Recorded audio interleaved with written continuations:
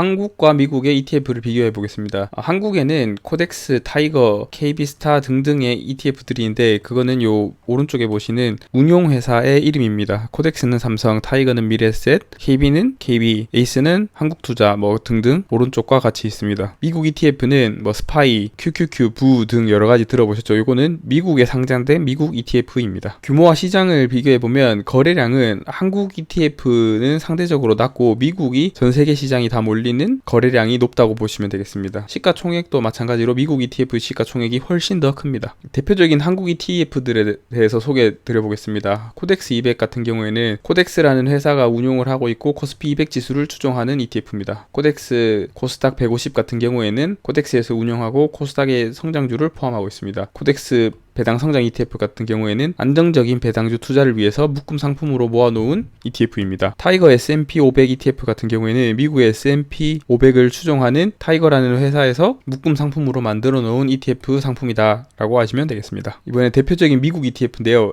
SPY 같은 경우에는 S&P 500 지수를 추종하는 미국 ETF고 QQQ 같은 경우에는 나스닥 100 지수를 추종하는 ETF입니다. 기술주 중심으로 되어 있다고 보시면 되고요. VO 같은 경우에는 SPY와 유사하지만 낮은 수수료의 장점이 있습니다. 두 개가 거의 동일하다고 보시면 되는데 수수료가 VO가 조금 더 낮습니다. AOR이라는 ETF는 주식 60, 채권 40의 비율로 저절로 분산 투자하는 ETF 종목이다 이렇게 보시면 되겠습니다. 그 다음 ETF를 선택하실 때 수익률을 비교를 해야 되고 세금 차이에 대해서 아셔야 되는데요. 수익률을 비교해 봤을 때 10년 수익률을 비교 한번 해보겠습니다. 코덱스 200, 미국 S&P 500, 미국 나스닥 100으로 비교를 했을 때 코스피 200을 따르는 코덱스 200 같은 경우에는 어느 정도 올랐다가 지금 횡보하고 있는 모습을 보이고 있고 코덱스 미국 S&P 500 같은 경우에는 꾸준히 계속 잘 오르고 있습니다. 코덱스 미국 나스닥 100도 초반에는 조금 조용했지만 최근에 상당히 많이 오르고 있습니다. 세금 차이로 보시면 한국 ETF 같은 경우에는 매매 차익에 대해서 비과를 하고 있고요. 비과세로 보시면 되고요. 미국 ETF 같은 경우에는 22% 양도소득세가 있습니다. 하지만 250만원 이상에 대한 금액에 대해서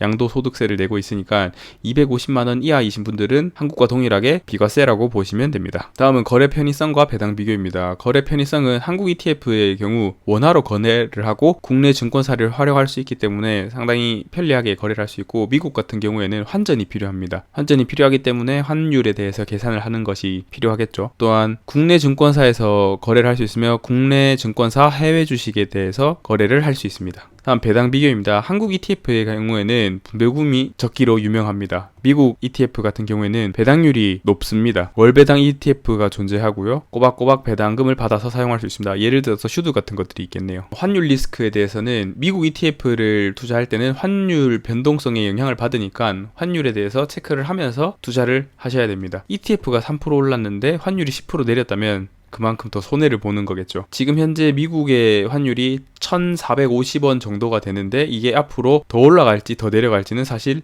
누구도 알 수 없습니다. 많은 분들이 높다고 하는데 아직까지는 알 수 없겠죠. 그 다음 분산 투자 전략입니다. 저는 한국 ETF랑 미국 ETF랑 채권 ETF를 골고루 섞어서 투자하는 것을 추천드립니다. 왜냐하면 안정성을 가지면서도 성장성을 동시에 추구할 수 있는 전략이기 때문입니다. 예를 들어서 포트폴리오를 설명을 드리면 한국 ETF 40, 미국 ETF 40, 채권 20 등등으로 나눌 수 있겠네요. 한국 ETF는 당연히 한국 증권사에서 바로 거래를 하고 미국 ETF 같은 경우에는 환전을 한 다음에 VOO나 QQQ처럼 미국에 상장된 ETF에 투자를 하는 것입니다. 채권 같은 경우에는 굳이 환전을 하지 않으셔도 되지만 저 같은 경우에는 환전을 해서 어느 정도의 분산 투자를 하고 있습니다. 그래서 오늘의 요약, 한국과 미국 ETF에 각각 장단점이 있습니다. 거래 시간이나 환율 리스크 등은 없는 한국 ETF가 유리한 점이 있고 환율 리스크랑 수익률이 있지만 미국 ETF가 높은 수익률을 가지는 장점이 또 있습니다. 다음 수익률과 세금을 고려해서 투자를 해야 되고요. 소액 시작은 미국 ETF에서 하는 것을 추천드립니다. 단 매매 차익이 250만원이 넘어가면 세금이 22%로 높기 때문에 세금을 내기 싫다면 일정 부분은 한국 ETF로 돌려서 투자하시는 것을 추천드립니다. 안정성을 위해서 미국, 한국, 주식, 채권 등으로 분산 투자하는 것이 유리하다고 봅니다. 오늘 영상도 도움이 되셨다면 구독과 좋아요 부탁드립니다. 감사합니다.